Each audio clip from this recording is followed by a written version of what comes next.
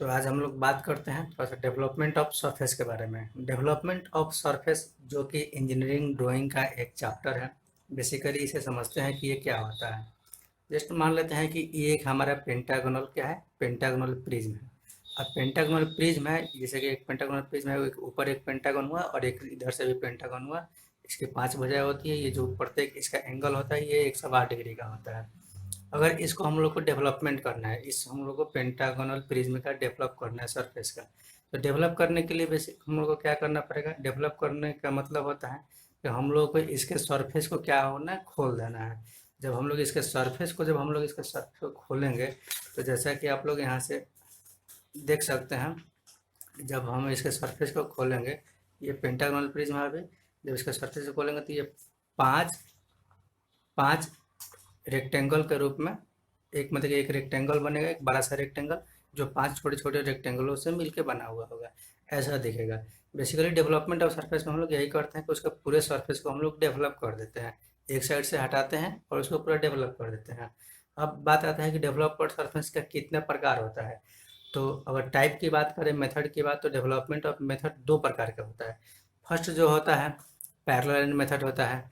Parallel method parallel method से जितने भी प्रिज्म हैं, जैसे मैंने यहाँ पे पेंटागोनल प्रिज्म का सरफेस को डेवलप करके दिखाया, उसी प्रकार जितने भी प्रिज्म हैं और सिलेंडर हैं, सबका हम लोग डेवलपमेंट करते हैं पैरेलल मेथड से।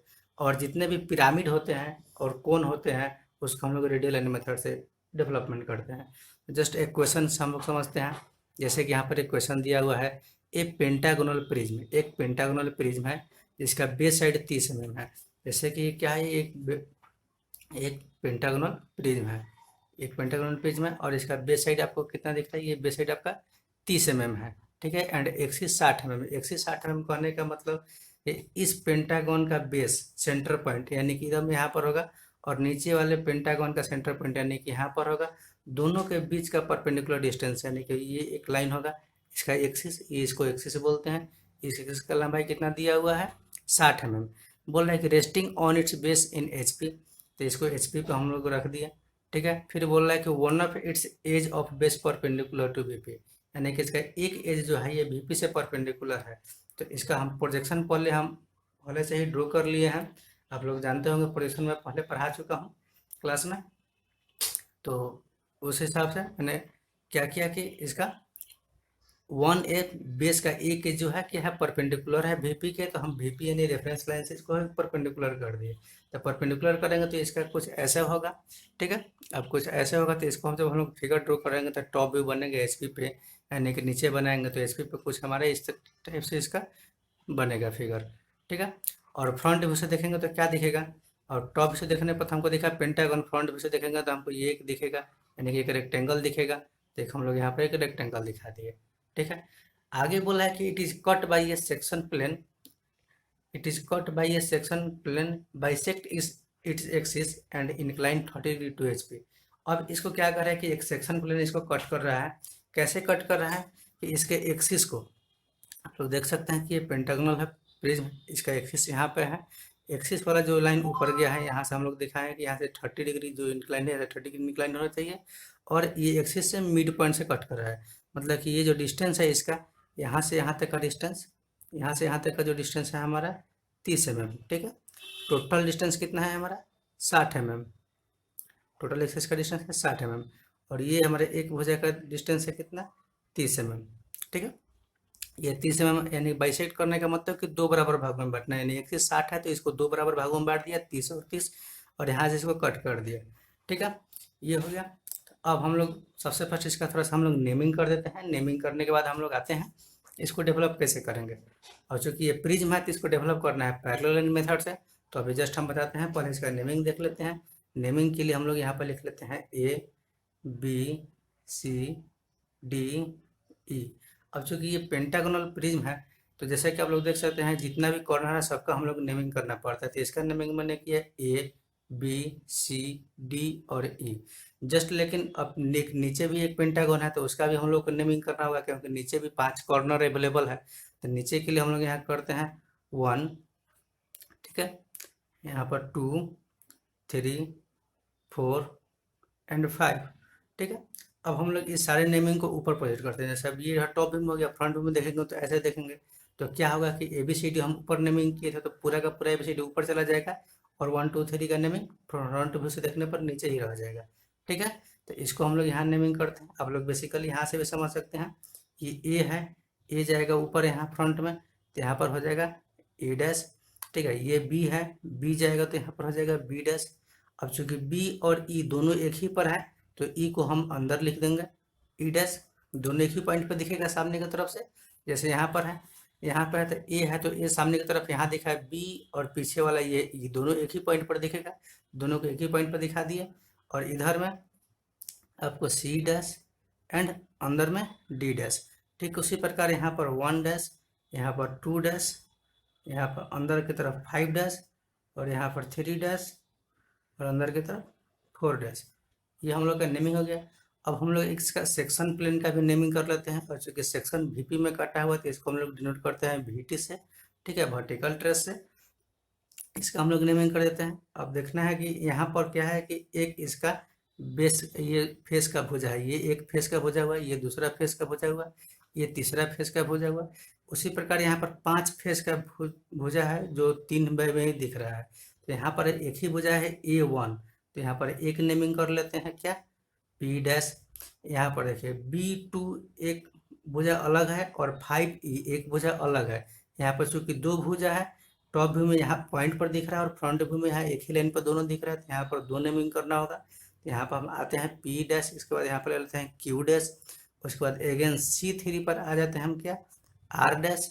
अब चूंकि यहाँ पर भी 2 भुजा है तो यहाँ पर भी एक और नेमिंग होगा, तो PQR। और इसके बाद यहाँ नीचे की तरफ लिख देते हैं S डैश D4 के लिए, और E5 के लिए T डैश। ठीक है, PQRST 5 पॉइंट हुआ, पांचों पॉइंट का नेमिंग हो गया। चूंकि सेक्शन प्लेन ये ऐसे कटा है तो पांचों भुजा को काटेगा, तो 5 भुजा के लिए 5 नेमिंग यहाँ पर कर लिए।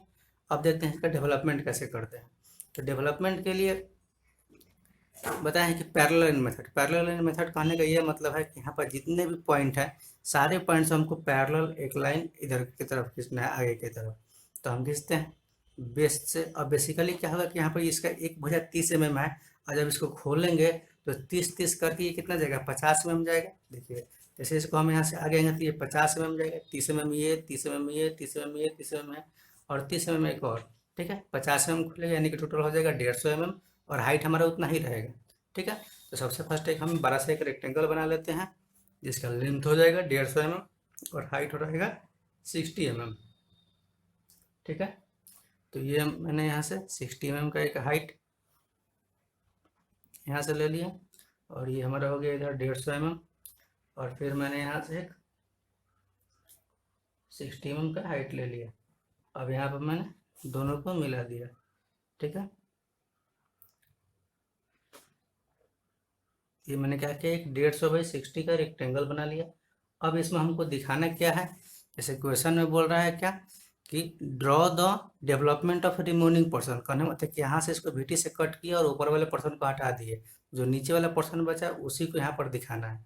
ठीक है, तो अब अंदर कहाँ कहाँ पॉइंट काटा है इसमें वो भी डिनोट दिखाना पड़ेगा, तो अब जाके उसको दिखा पाएंगे। सबसे फर्स्ट इसको हम बांटते हैं। अब चूँकि ये पेंटागोनल प्रिज्म है तो पूरा रेक्टेंगल इसका हुआ, ये पूरा इसका लंबाई हो जाएगा यहाँ से यहाँ तक का 150 mm, और ये तो ये हमारा 60 है ही। ठीक है, लेकिन अब चूंकि ये 5 छोटे छोटे रेक्टेंगल में दिखेगा तो पहले इसमें 5 हम छोटे छोटे रेक्टेंगल दिखा लेते हैं। ठीक है, 30 mm का एक रेक्टेंगल दिखेगा, 30/60 का एक रेक्टेंगल। तो हम क्या करते हैं, 30/60 का इसमें 5 रेक्टेंगल ले लेंगे।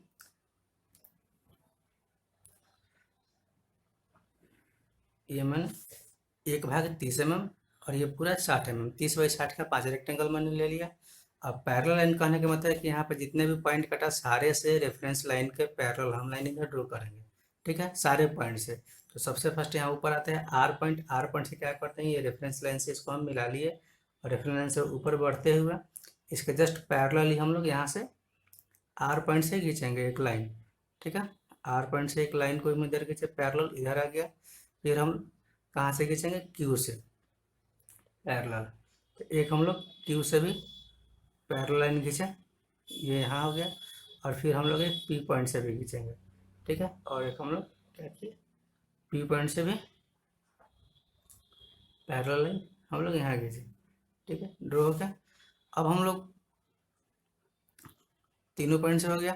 अब जब हम लोग एक चीज़ यहाँ पर हम देखेंगे आप तो पता चलेगा क्या, जैसे क्या ये पेंटागोनल है, हम लोग यहाँ नेमिंग किए थे ABCDE। जब इसको खोलेंगे तो ये पांचों पांच नेमिंग हो जाएगा यहाँ पर ABCDE, ठीक है। तो हम लोग यहाँ से नेमिंग कर लेते हैं। इसका ऊपर की तरफ AB है तो यहाँ से ABCDE और फिर यहाँ पर A। अब यहाँ पर वापस A क्यों आएगा, इसको समझ लीजिए। जैसे कि आप देख सकते हैं कि ये हमारा क्या है, पेंटागोनल प्रिज्म है, पेंटागोनल प्रिज्म है। और अगर यहाँ पर ए नेमिंग किया है और जब मैं इसको खोलूंगा तो ये ए पॉइंट ही दोनों साइड चला जाएगा, इसीलिए ए पॉइंट यहाँ भी हुआ और ए पॉइंट यहाँ भी हुआ, ठीक है। जस्ट लाइक इसी तरह नीचे 1 2 3 4 5 एंड वापस 1, ठीक है। अब हम लोग इसमें पॉइंट को ढूंढते हैं कि ये पांचों पॉइंट जो हम लोग लिए हैं PQRST, ये डेवलप करने के बाद कहाँ कहाँ दिख रहा है, ठीक है। तो ढूंढते हैं, जैसे देखते हैं पी पॉइंट कहाँ है, तो पी पॉइंट हमारे A1 भुजा पर है। तो पी पॉइंट को हम लोग A1 भुजा पर इंडिकेट कर लेंगे, यानी कि ये जो हमारा पॉइंट होगा ये मेरा पी होगा, ठीक है। अब देखिए A1 भुजा यहाँ भी है, क्योंकि इसी को खोले हैं इधर भी आया है, तो हमारा पी पॉइंट कहाँ होगा, यहाँ भी होगा, ठीक है। यानी कि पी पॉइंट हमारा दो जगह हुआ, ठीक है।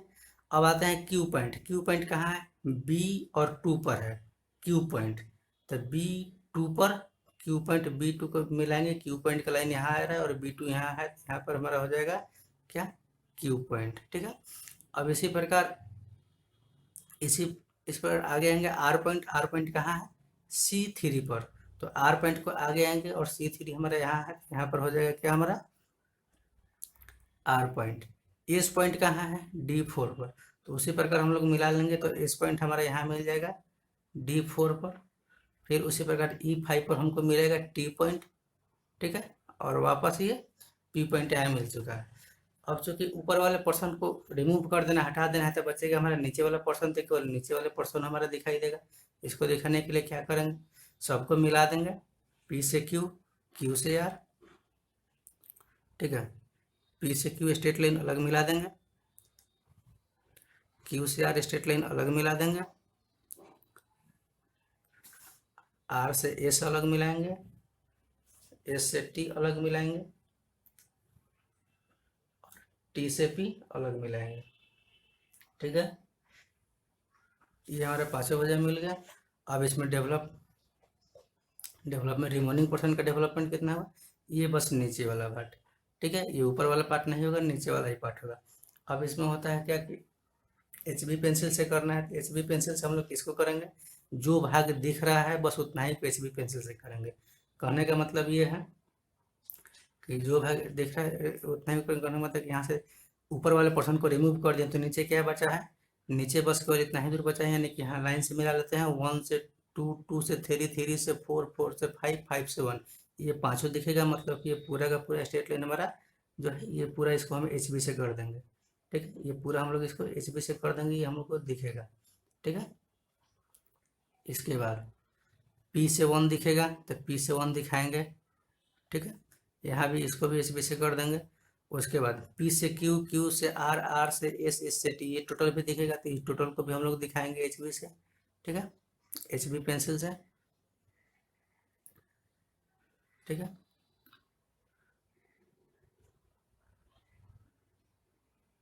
ये हो गया। एक चीज और इसमें क्या है, और देखो यहाँ से Q से 2 भी दिखाई देगा। T से Q से ऊपर का पॉइंट नहीं दिखाई देगा, लेकिन Q से नीचे का पॉइंट जो दिखाई दे रहा है, लाइन जो इसका भुजा है, ऊपर वाला भुजा कट चुका है, नीचे वाला भुजा तो है। इसके लिए Q से 2 को भी दिखाना पड़ेगा, ठीक है, HB पेंसिल से। और R से 3 को भी दिखाना पड़ेगा, क्योंकि ये सब भुजा बचा हुआ है नीचे, ठीक है। S से 4 को भी दिखाना पड़ेगा, T से S को भी दिखाना पड़ेगा, वापस P से 1 को दिखाना। यानी कि इतना भाग मेरा हो गया रिमेनिंग पोर्शन का डेवलपमेंट। जस्ट ये एक हुआ पेंटागोनल प्रिज्म का। इसी प्रकार सिलेंडर का भी बनेगा। अब जो भी इसमें सेक्शन आप लोगों को पता है, सेक्शन ऑफ सॉलिड आप लोग पहले पढ़ चुके हैं। तो सेक्शन ऑफ सॉलिड के बाद डेवलपमेंट ये मैंने बताया ठीक है। अब जितने भी प्रिज्म है इसमें, चाहे पेंटागोनल प्रिज्म हो, चाहे हेक्सागोनल प्रिज्म हो, ट्रायंगुलर प्रिज्म हो, कोई भी प्रिज्म हो, सबका डेवलपमेंट इसी प्रकार होगा। सिलेंडर का भी डेवलपमेंट सेम टू सेम इसी प्रकार होगा। ठीक है। अब सिलेंडर के डेवलपमेंट करने में प्रॉब्लम ये आता है क्योंकि उसमें ये पर्टिकुलर भुजा नहीं मिलता है, क्योंकि उस सिलेंडर में क्या होता है कि सर्कल होता है। सिलेंडर में सर्कल होगा तो ये एक भुजा पर्टिकुलर नहीं मालूम आती कितना दूर लंबा खुलेगा। जैसे इसे इसमें तो था कि 30 mm, और पाँच भुजा का है तो 5 बार खोलेंगे तो 150 mm हो जाएगा। लेकिन सर्कल में नहीं मालूम चलता है, तो सर्कल के लिए क्या करेंगे, इसका हम लोग निकाल देते हैं 2πr, यानी कि इसका परिधि 2πr निकाल लेंगे तो हमको ये टोटल डिस्टेंस सर्कल के लिए मिल जाएगा।